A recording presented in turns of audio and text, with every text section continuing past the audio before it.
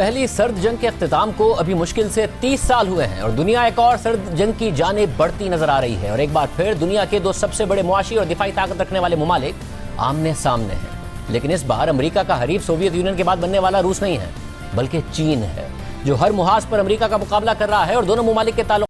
اس video کی discussion چلتی رہے گی. سب سے پہلے news mania and entertainment channel کو سبسکرائب کریں اور ویڈیو کو لائک کرنا مت بھولیں. Thank you.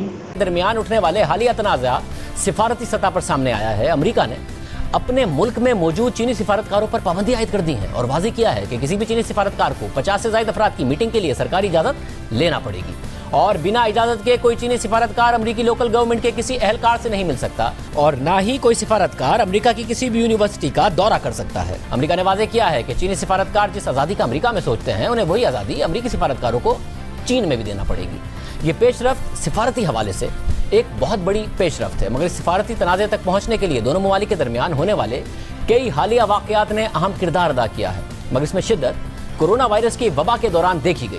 چین کے شہر وہ ووہان سے پھیلنے والا وائرس کورونا وائرس اس نے پوری دنیا کو اپنی لپیٹ میں لیا. چین نے وائرس پر قابو پا لیا مگر امریکہ میں سب سے زیادہ ہلاکتیں ہوئی اب تک ہو رہی ہیں. امریکی صدر ڈونلڈ ٹرمپ پر جب دباؤ بڑھا تو انہوں نے الزام لگا دیا کہ کورونا وائرس چین کی بے احتیاطی کی وجہ سے پھیلا. یہ بھی کہا گیا کہ یہ وائرس ووہان کی لیبارٹری میں تیار کیا گیا.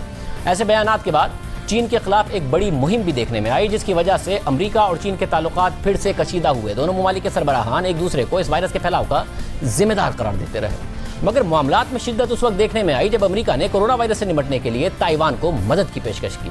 اس حوالے سے گزشتہ ماہ امریکہ کے ہیلتھ اینڈ ہیومن سیکرٹری نے تائیوان کا دورہ کیا. ایلیکس ایزر نے یہ دورہ کیا اور کسی بھی امریکی آفیشل کی جانب سے پچھلے 40 سالوں میں ہونے والا یہ پہلا سرکاری دورہ ہے جس میں کہا گیا ہے کہ امریکہ 40 سال بعد تائیوان کا دورہ کر رہا ہے. یہ ہیڈ لائنز لگی. اسے ایک آزاد ریاست تسلیم کرنے کے مترادف کہا گیا. چین نے اس دورے کی مذمت کی کیونکہ چین تائیوان کو اپنا حصہ تصور کرتا ہے اور اس عزم کا اظہار کرتا ہے کہ وہ اس حصے پر دوبارہ قبضہ کر لے گا چاہے اس کے لیے اس کو طاقت ہی کیوں نہ استعمال کرنی پڑے. مگر امریکی دباؤ صرف چین تک محدود نہیں ہے بلکہ ہانگ کانگ پر بھی دونوں ممالک آمنے سامنے ہیں جس میں شدت اس وقت آئی جب چین نے ہانگ کانگ میں نیا سیکیورٹی قانون متعارف کروایا اور امریکہ نے اس قانون کو ہانگ کانگ کے جمہوری نظام کے خلاف قرار دیا اور ہانگ کانگ کا مخصوص اسٹیٹس ختم کرتے ہوئے ہانگ کانگ کو دفاعی ساز و سامان اور ہائی ٹیکنالوجی پروڈکٹس کی برآمدات روک دی جس سے ہانگ کانگ کی معیشت اور پولیس ڈپارٹمنٹ کو نقصان پہنچا. امریکہ کے اس اقدام سے ہانگ کانگ کو اندرونی سطح پر دھچکا لگا اور ہانگ کانگ کی عوام جو پہلے ہی چین کی مخالفت میں سڑکوں پر نکلی ہوئی تھی ان میں چین سے متعلق مزید خدشات نے جنم لیا. مگر معاملہ یہاں تک بھی محدود نہیں ہے. ساؤتھ چائنا سی میں بھی دونوں عالمی طاقتوں میں اس وقت آمنے سامنے کا معاملہ دیکھنے میں آ رہا ہے. چین کی ساؤتھ چائنا سی میں موجودگی اور اس کی مشقوں کو دیکھ کر امریکہ نے بھی اس خطے میں اپنی موجودگی بڑھانے کے لیے اور برقرار رکھنے کے لیے جنگی مشقیں وہاں پر شروع کر دی ہیں. خطے کے دیگر ممالک کے ساتھ بھی چین کا یہ تنازع ہے. امریکہ اور چین اس وقت کئی محاذوں پر ایک دوسرے کو شکست دینے کی کوشش کر رہے ہیں جس میں سفارتی محاذ بھی شامل ہے. دونوں ممالک میں سفارتی تعلقات نے تشویشناک صورتحال اس وقت اختیار کی جب گزشتہ مہینے امریکہ کی جانب سے ہیوسٹن میں قائم چینی سفارت خانے کو جاسوسی اور امریکی ٹیکنالوجی کی چوری کے الزام میں بند کر دیا گیا.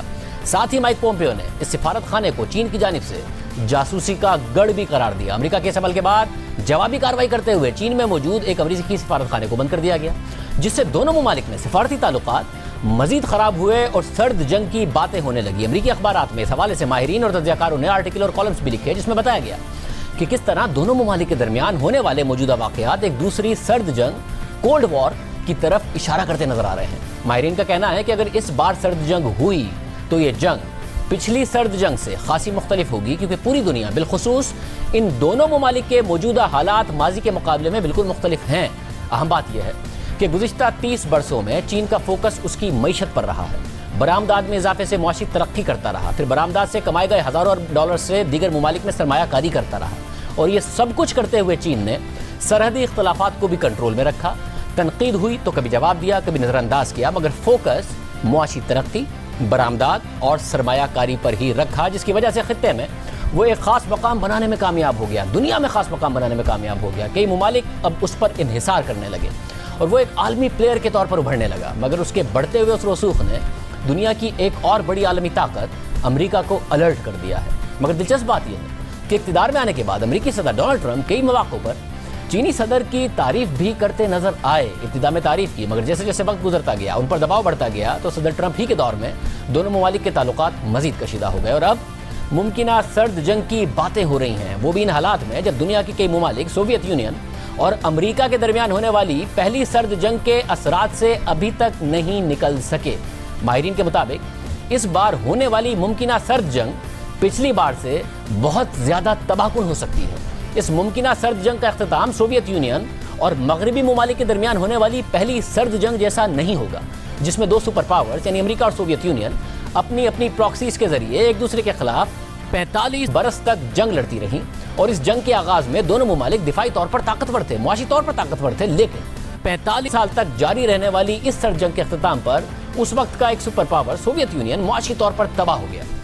یعنی بنا کسی براہ راست جنگ کے صرف پراکسیز اور نظریاتی لڑائی سے ایک طاقتور ملک کا خاتمہ ہو گیا، اور پھر سوویت یونین سے 15 آزاد ممالک نے جنم لیا اور مغربی جمہوریت اور کیپٹلزم کی فتح ہوئی، اور پھر دنیا نے معاشی ترقی کا ایک نیا دور دیکھا۔ مگر دوسری سرد جنگ نے شدت اختیار کی تو اختتام پہلی سرد جنگ کی طرح نہیں ہوگا، کیونکہ مغربی ممالک اور سوویت یونین کا ایک دوسرے پر وہ معاشی انحصار نہیں تھا جو چین کا ہے۔ چین کی دنیا بھر میں سرمایہ کاری ہے، برآمدات ہے، درآمدات ہے۔ چین مغربی دنیا کی بڑی بڑی معیشتوں کو اور بڑی بڑی کمپنیوں کو اور ساتھ ہی امریکہ کے تمام بڑے اتحادیوں کو را مٹیریل سپلائی کرتا ہے، انہیں برآمد کرتا ہے، ان سے درآمد کرتا ہے۔ یعنی خود چین دنیا کی دوسری بڑی معیشت اور ایکسپورٹر ہونے کی وجہ سے مغربی دنیا کے معاشی نظام کا بہت اہم حصہ ہے، اور دنیا کے کئی ممالک اس پر انحصار کرتے ہیں۔ اور سوویت یونین کے برعکس چین کی معاشی بدحالی پوری دنیا اور خود امریکی معیشت کو بری طرح متاثر کرے گی۔ چین پر دنیا کے اس معاشی انحصار کی وجہ سے دنیا کے کئی ممالک کے لیے پہلی سرد جنگ کی طرح نیوٹرل یا غیر جانبدار رہنا ممکن نہیں ہو سکے گا۔ یعنی دوسری سرد جنگ نے شدت پکڑی تو نتیجہ معاشی تباہی اور براہ راست جنگ کی صورت میں ہی نکلے گا، جیسا کہ بھارت نے پہلے سرد جنگ میں خود کو نیوٹرل رکھنے کا اعلان کیا، لیکن روس کی طرف جھکاؤ کے باوجود وہ سرد جنگ میں بطور پراکسی اور معاشی اثرات سے خود کو محفوظ رکھنے میں کامیاب رہا۔ مگر اب جس طرح چین اور بھارت کا سرحدی جھگڑا ہوا ہے، جو معاشی جھگڑے میں تبدیل ہوتا نظر آ رہا ہے، اس سے بھارت کا خود کو نیوٹرل رکھنا ممکن نہیں ہوگا۔ جیسے جیسے بھارت اور چین کا اختلاف بڑھے گا، ویسے ویسے بھارت اور امریکہ قریب ہوتے جائیں گے، مگر چین سے بھارت دور ہوتا جائے گا، اور یہ دور ہونا بھارت کے لیے آسان نہیں ہوگا، کیونکہ بھارتی انڈسٹری کا بڑا حصہ چین سے درآمد کرتا ہے، را مٹیریل درآمد کرتا ہے، اور اسے کہیں اور سے درآمد کرنا بہت مہنگا پڑے گا۔ دوسری جانب اس وقت چین بھی امریکہ مخالف پاور بلاک میں ممالک کو شامل کرنے کے لیے بھرپور لابنگ کر رہا ہے۔ برطانوی اخبار دی گارڈین میں چھپے آرٹیکل کے مطابق اس صورتحال میں بہت سے ممالک نیوٹرل رہنے کی کوشش کریں گے، مگر یہ بہت مشکل ہوگا، اور ایک دوسرے پر معاشی انحصار کی وجہ سے تمام ممالک کو دوسری سرد جنگ کی بہت بڑی قیمت ادا کرنی پڑے گی۔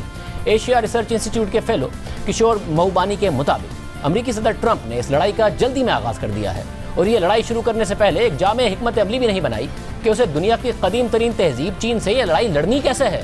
اور یہ بہت حیران کن ہے، کیونکہ یہ کوریا اور جاپان جیسے امریکی اتحادیوں کے لیے اتنی سادہ بات نہیں ہے، جنہیں امریکہ چین سے الگ کرنا چاہتا ہے، مگر ایسا کرنا کوریا اور جاپان کے لیے معاشی خودکشی کے مترادف ثابت ہو سکتا ہے۔ صرف یہی نہیں، سنگاپور کے وزیر اعظم نے بھی ایسی کسی بھی ممکنہ جنگ پر خدشات کا اظہار کیا ہے۔ سنگاپور کے وزیر اعظم کے مطابق ایشیائی ممالک امریکہ کو ایک ایسی طاقت کے طور پر دیکھتے ہیں جو خطے میں موجود رہنے والی ہے، اس کے ایشیا میں وسیع مفادات ہیں، مگر اس کے ساتھ چین خطے کی ایک ایسی حقیقت ہے جو ہمارے دروازے پر موجود ہے۔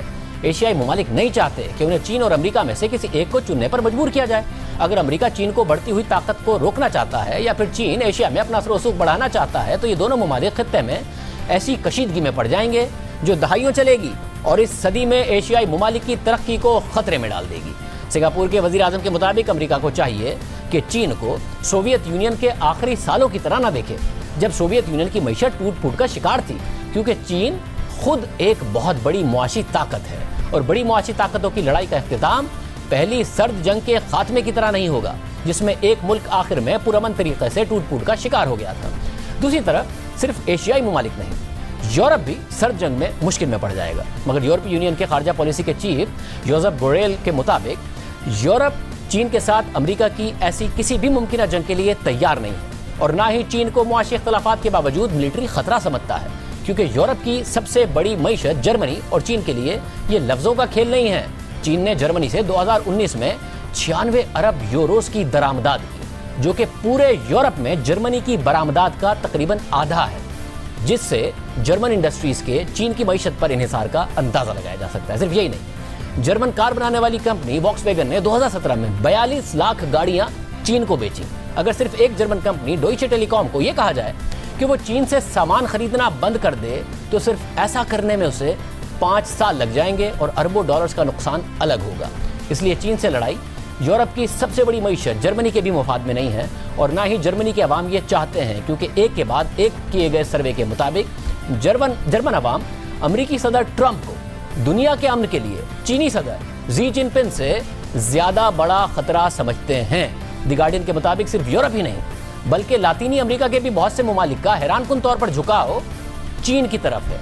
चिली, जो कि लातीनी अमेरिका की बड़ी फ्री मार्केट इकोनॉमी है, वो चीन को अपना सबसे बड़ा तिजारती पार्टनर समझता है, दरामदाद में भी और बरामदाद में भी। इसके अलावा चीन के सदर ने अपने signature the belt and road initiative का दायरा कार लातीनी अमेरिका तक फैला दिया है, जिसमें 20 में से 16 ममालिक शामिल भी हो गए हैं। पहले अर्जेंटीना सबसे बड़ा तिजारती पार्टनर अर्जेंटीना का ब्राजील था, मगर अब चीन है। अर्जेंटीना के सदर अल्बर्टो फर्नांडिस के मुताबिक तिजारती ताल्लुक को नजरियात से हटकर देखना चाहिए।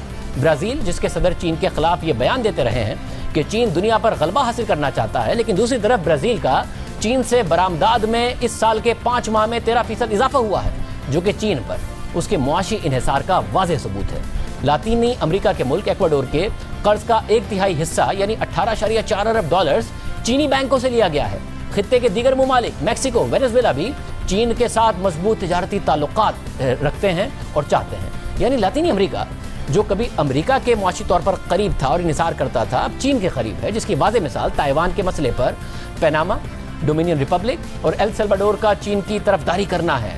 जवाब में चीन ने इन ममालिक में तरक्याती मंसूबों के लिए कर्ज दिए, सरमायाकारी की, यानी मुआशी ताल्लुक से चीन को सियासी असर-ओ-सुख भी हासिल हुआ है, ना सिर्फ यूरोप में, जो कि अमेरिका का इत्तेहादी है, बल्कि अमेरिका के पड़ोसियों में भी। इसके साथ अफ्रीका में भी चीन के मुआशी असर-ओ-सुख में बेपनाह इजाफा हुआ है। और जॉन हॉपकिंस यूनिवर्सिटी के डेटा के मुताबिक अफ्रीकी ममालिक ने 150 अरब डॉलर्स चीन से कर्ज लिया हुआ है, जो कि इन ममालिक के टोटल बैरूनी कर्जों का 20% है। Kyle institute for world economy के मुताबिक हालिया सालों में चीन की तरफ से कर्जों की मद में IMF, वर्ल्ड बैंक और पेरिस क्लब के कर्जों को मिलाकर भी ज्यादा कर्ज दिया गया है।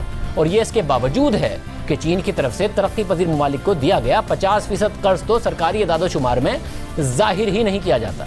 यानी चीन इस वक्त दुनिया के ममालिक को सबसे ज्यादा कर्ज देने वाला मुल्क है। इससे चीन की मजबूत पोजीशन और असर-ओ-सुख का अंदाजा लगाया जा सकता है। चीन ने अक़वाम मुत्तहिदा के मुख्तलिफ इदारों में भी अपना असर-ओ-सुख दिखाना शुरू कर दिया है। जहां अमेरिका पीछे जा रहा है, वहां चीन आगे जा रहा है। मगरबी ममालिक के लिए इसकी वार्निंग 2017 में नजर आई, जब बरतानिया के वर्ल्ड हेल्थ ऑर्गेनाइजेशन की सरबराही के लिए उम्मीदवार को चीन की पुश्त पनाही वाले इथोपियन उम्मीदवार ने बुरी तरह शिकस्त दी और doctor Tedros world health organisation के सरबराह मुंतखब हो गए। चीन खुद अब अक़वाम मुत्तहिदा के 15 में से 4 इदारों की सरबराही करता है। यहाँ तक कि चीन ने अक़वाम मुत्तहिदा की ह्यूमन राइट्स काउंसिल में भी अपना असर-ओ-सुख बढ़ा दिया है और उसका एक मुतहर्रिक मेंबर बन गया है। सिर्फ यही नहीं, मगरबी ममालिक ने चीन में मुसलमानों पर होने वाले मजालिम पर जुलाई 2019 में करारदाद वोटिंग के लिए आगे बढ़ाई, तो सिर्फ 22 मगरबी ममालिक ने इस करारदाद का साथ दिया जिसमें चीन पर तनकीद की गई थी, जबकि 50 से ज़ायद ममालिक ने उसकी मुखालिफ करारदाद पर खत पर दस्तखत कर दिए। और उस सूरत हाल को मद्देनजर रखकर माहिरीन का ख्याल है कि ये अमरीका की खाम ख्याली है कि अक्सर ममालिक चीन के खिलाफ उसका साथ देंगे। दुनिया की आबादी का 20% रखने वाले ममालिक तो अमरीका के चीन मुखालिफ इत्तेहाद का हिस्सा बन जाएंगे, मगर बाकी 80% दुनिया की आबादियाँ और आबादी वाले ममालिक ऐसा नहीं करेंगे। माहिरीन के मुताबिक चीन खुशकिस्मत है कि उसे ट्रंप जैसा दुश्मन मिला है जो अपने इत्तेहादियों को बेइज्जत कर रहा है और चीन मजीद इत्तेहादी बनाता जा रहा है। मारूफ मुसन्निफ मीरा रैप हूपर ने अपनी नई किताब शील्ड्स ऑफ द रिपब्लिक में तफसील से बताया है कि कैसे ट्रंप ने अमेरिका के दीगर ममालिक के साथ इत्तेहाद को तबाह कर दिया है, जिसकी कीमत अमेरिका अदा कर रहा है।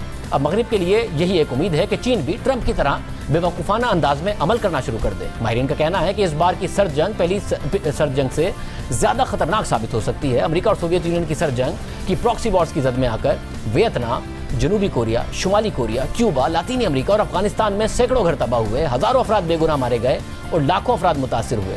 नज़रियाती बुनियादों पर छिड़ने वाली ये सर्द जंग 45 बरस जारी रही, जिसके अख्तिताम पर सोवियत यूनियन नज़रियाती और इलाकाई जंग में शिकस्त के बाद मुकम्मल तौर पर डिसॉल्व हो गया और अमेरिका वाहिद आलमी ताकत बनकर सामने आया। कई अरसे तक इसके मद्दे मुकाबिल कोई बड़ा मुल्क सामने नहीं आया, मगर मुसलसल अपनी मईशत पर फोकस करने के बाद आज चीन उस स्टेज पर आकर खड़ा हो गया है जो ना सिर्फ अमरीकी मफादात को मुआशी और सिफारती सतह पर थ्रेट कर रहा है, बल्कि مغرب میں کئی ممالک اس کے زیر اثر آ گئے ہیں، اس لیے مسلسل ان خدشات کا اظہار کیا جا رہا ہے کہ اگر دوسری سرد جنگ ہوئی تو اس کے نتائج اور اثرات پہلی سرد جنگ سے زیادہ مختلف اور زیادہ خطرناک ہوں گے، اور اس کا نقصان یک طرفہ نہیں ہوگا۔ دوسری جنگ پوری دنیا کے لیے